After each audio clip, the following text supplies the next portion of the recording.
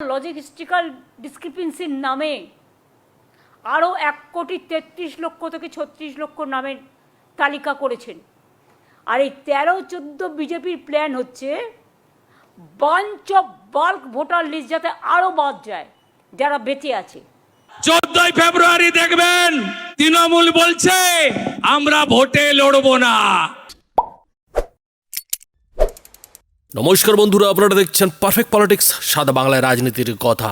বন্ধুরা, নেতৃত্ব রীতিমতো চাপ খেয়ে গেছেন, চাপ খেয়ে তো রীতিমতো আতঙ্কিত হয়ে গেছেন। কেননা শুভেন্দু অধিকারী যে কথাগুলো বলেছেন সেগুলো তো দেখা যাচ্ছে যে অক্ষরে অক্ষরে ফলতে শুরু করেছে। এবারে বিজেপিকে কেউ রুখতে পারবে না। ছাপ্পা মেরে চুরি করে বাংলাদেশি মুসলিম অনুপ্রবেশকারীদের ভোট নিয়ে আমাদের সঙ্গে ওদের তফাৎ 2024-এ মাত্র 40 লাখ। আর প্রথম রাউন্ড সেমিফাইনালে এসআইআর থেকে বাদ চলে গেছে 58 লাখ। 14 ফেব্রুয়ারি দেখবেন তৃণমূল বলছে আমরা ভোটে লড়বো না।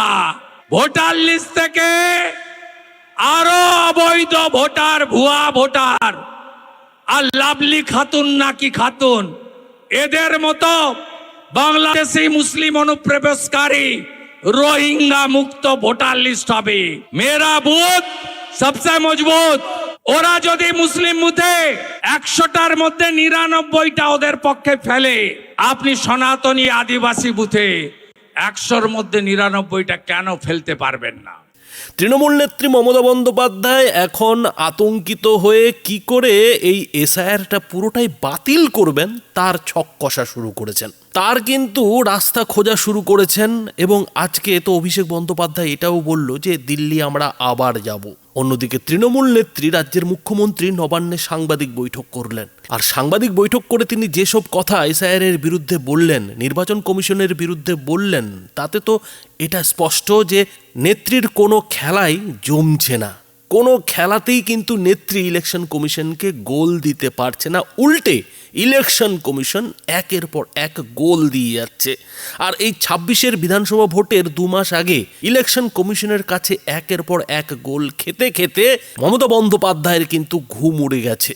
আর ঘুম উড়ে গেছে বলেই কিন্তু এখন তিনি নবান্ন বলুন আর কোথাও বলুন সব জায়গাতেই কি করে এসআইআরকে বাতিল করা যায় সেই চেষ্টাটা চালিয়ে যাচ্ছেন। তার রাস্তা কিন্তু খোঁজ করা শুরু করে দিয়েছেন। আর সেই রাস্তাটা কি সেটা মমতা বন্দ্যোপাধ্যায় নিজেও বুঝতে পারছেন না। কেননা এরই মধ্যে এই এসআইআর এর বিরুদ্ধে সুপ্রিম কোর্টে তো রাজ্য সরকার মামলা ঠুকেছে ঠিকই, কিন্তু সুপ্রিম কোর্ট এমন লম্বা লম্বা ডেট দিচ্ছে যে তাতে আদৌ কি হবে নেত্রী নিজেও বুঝতে পারছেন না।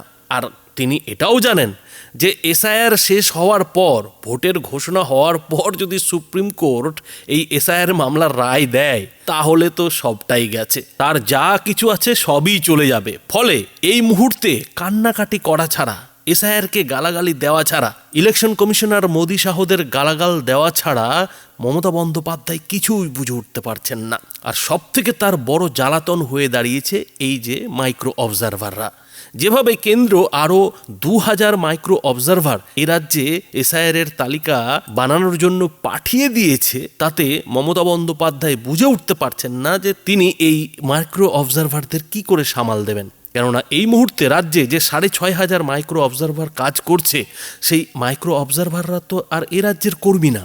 এ রাজ্যের সরকারি কর্মী যদি হতো তাহলে মমতা বন্দ্যোপাধ্যায় না হয় ধমকে চমকে কোনোভাবে লাইন করে ফেলতো, কিন্তু ইলেকশন কমিশন তো এখানেই খেলাটা খেলে দিয়েছে। মাইক্রো অবজারভারদের নিয়ে এসছে ভিন রাজ্য থেকে, তাও আবার কেন্দ্রীয় সরকারি কর্মচারী। ফলে মমতা বন্দ্যোপাধ্যায় কিন্তু এই এসআইআর এর যে ঝাড়াই পোছায়, সেই ঝাড়াই পোছায় মোটেও দাঁত ফোটাতে পারছেন না। আর যতই তিনি দাঁত ফোটাতে পারছেন না, ততই তার মনে হচ্ছে যে তিনি ভোটের আগেই হেরে যাচ্ছেন। আর সেই হারের আতঙ্কে তিনি ঠিক কি বললেন বন্ধুরা দেখুন। ইয়ারোদের নাম মিসইউজ করেছিল এবং অ্যাসোসিয়েশন চিঠি লিখে জানিয়েছিল ইলেকশন কমিশনকে যে আমরা কিন্তু ডিলিট করিনি, সেই এভিডেন্স আছে। এবং দ্যাট মিন্স এআইকে দিয়ে ডিলিটটা করানো হয়েছে বিজেপি পার্টি থেকে। এবং আজকে যেটা একটা সাংঘাতিক খবর, দেখুন, আগে 54 লক্ষ এমনি বাদ, তার অধিকার রক্ষার কোনো সুযোগ দিল না, সে জানেও না কার নাম বাদ হয়েছে, সেই লিস্ট বাজারে বেরোয়নি। এবার লজিক্যাল ডিসক্রিপেন্সি, এটা কিন্তু কোনো এসআইআরে ছিল না, কোনো আইনে নেই। এটা নতুন করে দলদাসদের মাথা থেকে বেরিয়েছে। তারা লজিস্টিক্যাল ডিসক্রিপেন্সির নামে আরও 1,33,00,000 থেকে 36,00,000 নামের তালিকা করেছেন, যে তালিকা আমাদের কারো কাছে নেই, কোনো পার্টিকে দেয়নি, নিজেরা বিজেপি পার্টি অফিসে ধরে রেখে দিয়েছে। একটা লিস্ট দিয়ে বলেছে তৃণমূল কংগ্রেস থেকে মাত্র জানানো হয়েছে 8 জনের ক্লেম অ্যান্ড অবজেকশন। বল, তুমি তো গ্রহণই করছো না, তো জানাবে কোত্থেকে? কেউ তো লিস্টই জানতে পারছে না, তো জানাবে কোত্থেকে? যখন নোটিশ পাচ্ছে তখন লোক জানতে পারছে, যখন অ্যাম্বুলেন্সে করে কাউকে নিয়ে যাওয়া হচ্ছে তখন তা সে জানতে পারছে। আজও পর্যন্ত জেনে রাখবেন 13-14 লাস্ট বলে দিয়েছিল ডিএমদের। আর এই 13-14 বিজেপির প্ল্যান হচ্ছে bunch of bulk voter list যাতে আরও বাদ যায় যারা বেঁচে আছে, এবং ঝাড়খণ্ড থেকে, বিহার থেকে, যেরকম বিহারে ভোট দিতে গিয়েছিল না রেলে করে, ভুলে যাননি নিশ্চয়ই আপনারা, সেই রকম বাংলায় যাতে ঝাড়খণ্ড থেকে ভোট দিতে আসে, উড়িষ্যা থেকে ভোট দিতে আসে, বিহার থেকে ভোট দিতে আসে, প্রত্যেকটা পুলিশ স্টেশন অনুযায়ী কোথাও বিএলও, কোথাও ইআরও, কোথাও ডিএম অফিস, কোথাও এসডিও অফিস থ্রেট করে কোথাও 10,000 লোকের নাম একসাথে নিয়ে গেছে বাল্ক, যেটা ইললিগাল, করতে পারে না আরও জীবন্ত লোকেদের নাম বাদ দিতে। তো বন্ধুরা, বুঝতেই পারছেন যে নেত্রীর এখন কি দুর্দশা হয়েছে, নেত্রীর কি অবস্থা হয়েছে। নেত্রী কিন্তু বুঝতে পারছেন যে যেভাবে এসআইআর এর ঝাড়াই পোছায় চলছে, সেভাবেই যদি ঝাড়াই পোছায় চলতে থাকে তাহলে 14 ফেব্রুয়ারি যে লিস্ট বেরোবে, যে তালিকা বেরোবে, ভোটার তালিকা, সেই ভোটার তালিকাতে তৃণমূলের জেতার কিন্তু কোনো সম্ভাবনা থাকবে না। কেননা মমতা বন্দ্যোপাধ্যায় নিজেই বলছেন যে নির্বাচন কমিশন আরও 1,33,00,000 থেকে 36,00,000 মানুষকে নতুন করে কিন্তু বিশেষভাবে ঝাড়াই পোছাই করা শুরু করেছে। আর এই নতুন ঝাড়াই পোছাই পদ্ধতির নাম দেওয়া হয়েছে লজিক্যাল ডিসক্রিপেন্সি। তৃণমূল নেত্রীর দাবি যে এটা নাকি এসআইআর এ কখনো ছিলই না, এসআইআর এ বেআইনিভাবে নির্বাচন কমিশন ঢুকিয়েছে। আর এই যে লজিক্যাল ডিসক্রিপেন্সি, সেটাই কিন্তু এখন মমতা বন্দ্যোপাধ্যায়ের জন্য আতঙ্কের কারণ হয়ে দাঁড়িয়েছে। এবং মমতা বন্দ্যোপাধ্যায় এদিন তো নবান্নে এটাও স্বীকার করলেন যে তৃণমূলের তরফে, তৃণমূলের BLA-2দের তরফে যতই চেষ্টা করা হোক না কেন, চূড়ান্ত ভোটার তালিকা তৈরির শেষ হাসিটা কিন্তু মাইক্রো অবজারভাররাই হাসছেন। তার মানে রাজনৈতিক বিশ্লেষকরা যেটা বলছেন যে মমতা বন্দ্যোপাধ্যায় যেমনটা ভেবেছিলেন যে শেষ মুহূর্তে হয়তো তিনি কোনোভাবে ব্যাপারটাকে সামাল দিয়ে দেবেন, কোনোভাবে তিনি এই যে ভোটার তালিকা থেকে নাম বাদ যাওয়া সেটাকে তিনি ম্যানেজ করে ফেলবেন, সেটা কিন্তু কোনোভাবেই হচ্ছে না। অর্থাৎ নির্বাচন কমিশন যেভাবে রীতিমতো লোহার কবচ তৈরি করে ফেলেছে, সেই কবচটা কিন্তু মমতা বন্দ্যোপাধ্যায় কোনোভাবেই কাটতে পারছেন না। কোনো খেলাতেই কিন্তু নির্বাচন কমিশনকে গোল দিতে পারছেন না।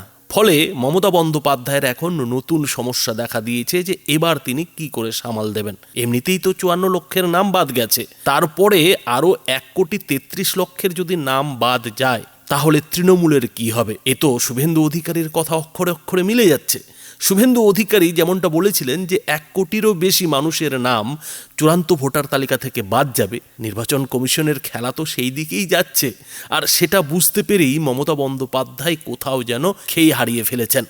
আর এই জায়গায় দাঁড়িয়ে মমতা বন্দ্যোপাধ্যায় মোটেও বুঝে উঠতে পারছেন না যে এর পাল্টা তিনি কোন খেলা খেলবেন, কোন রাজনৈতিক চাল তিনি দেবেন। কেননা বাঙালিকে খুঁচিয়েও তো এসআইআর এর বিরোধিতায় পথে নামানো যাচ্ছে না। আর এখানেই অনেকেই যেটা বলছেন যে হয়তো 14 ফেব্রুয়ারি শুভেন্দু অধিকারীর কথাই ঠিক হবে। শুভেন্দু অধিকারী তো আগেভাগেই ঘোষণা করে রেখেছেন যে 14 ফেব্রুয়ারি আস্তে আস্তে মমতা বন্দ্যোপাধ্যায় বলবেন যে আমরা ভোটে লড়বো না, তৃণমূল বলবে যে ভোটে লড়বো না। সেইরকমই কিন্তু একটা ইঙ্গিত এদিন মমতা বন্দ্যোপাধ্যায়ের যে নবান্নে সাংবাদিক বৈঠক, সেই সাংবাদিক বৈঠকে কিন্তু পাওয়া যাচ্ছে। এখন কথা হচ্ছে যে যদি তৃণমূল ভোট বয়কট করে তাহলে কি হবে? তাহলে কি পশ্চিমবঙ্গে শেষ পর্যন্ত রাষ্ট্রপতি শাসনের পরিস্থিতি তৈরি হবে, নাকি অন্য কোনো রাস্তা বেরোবে?